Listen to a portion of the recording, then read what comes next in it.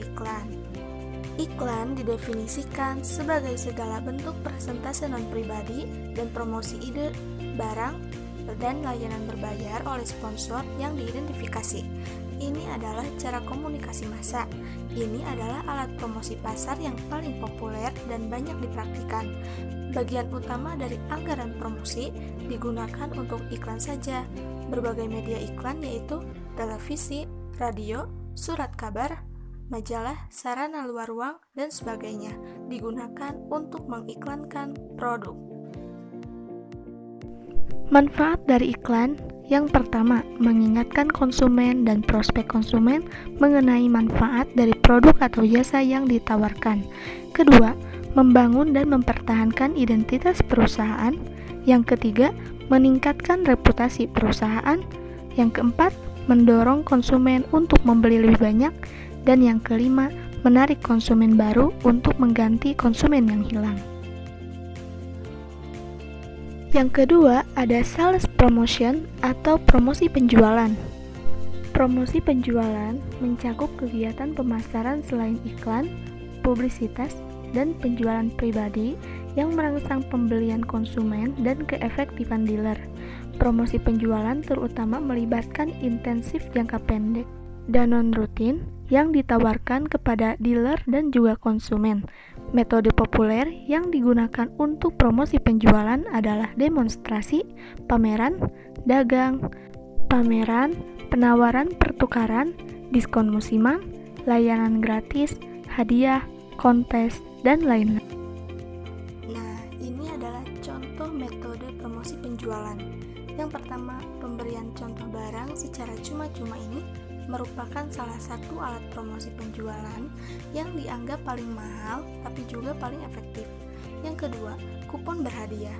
Cara ini sangat efektif karena membuat orang mudah tertarik.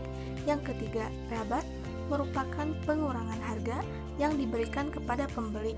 Yang keempat, potongan harga langsung.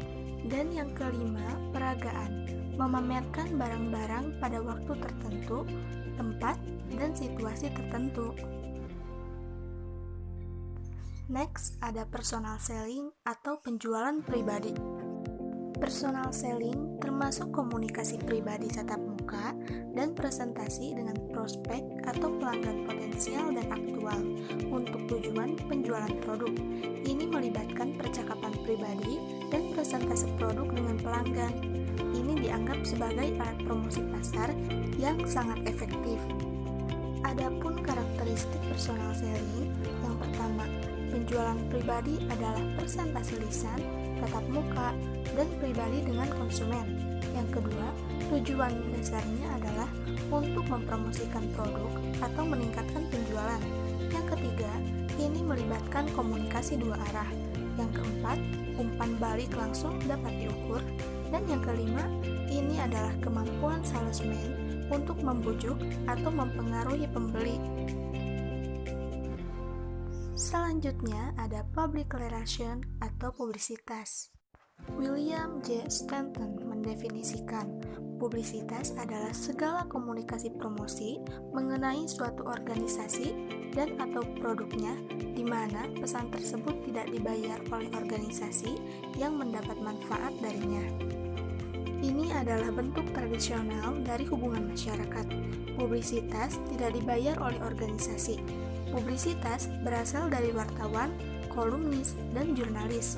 Ini dapat dianggap sebagai bagian dari hubungan masyarakat. Publisitas mencakup memberikan pidato publik, memberikan wawancara, mengadakan seminar, sumbangan amal, dan lain-lain. Yap, ini dia yang terakhir, direct marketing. William Stanton menjelaskan, kegiatan hubungan masyarakat biasanya dirancang untuk membangun atau mempertahankan citra yang menguntungkan bagi suatu organisasi dan hubungan yang menguntungkan dengan berbagai publik organisasi. Publik ini dapat berupa pelanggan, pemegang saham, karyawan, serikat pekerja, pecinta lingkungan, pemerintah, dan orang-orang di komunitas lokal atau beberapa kelompok lain di masyarakat. Dengan demikian, Hubungan masyarakat mencakup upaya komunikasi organisasi yang luas dan keseluruhan yang dimaksudkan untuk mempengaruhi sikap berbagai kelompok terhadap organisasi.